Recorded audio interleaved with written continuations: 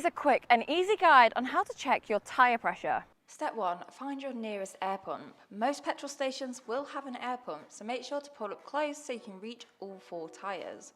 Step 2. Check your vehicle's recommended tyre pressure. This information is usually found on a sticker on the inside driver's door, the fuel cap, or even the vehicle manual. Step 3. Remove the valve caps from your tyres. Keep them in a safe place, like your pocket, to avoid losing them. Step 4. Set the pressure on the machine. The pump will start automatically once you have paid, so make sure you are ready when you tap your card or phone. Step 5. Check and adjust your tyre pressure. Press the nozzle of the air hose firmly onto the tyre valve. The current pressure will display on the screen, and the machine will then adjust the pressure to what you've previously set. Listen out for the beep to know when it's at the correct level.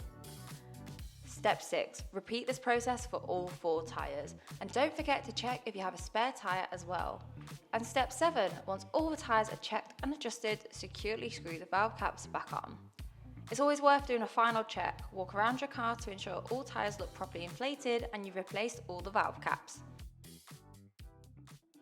So there we have it. You successfully checked and adjusted your tyre pressures.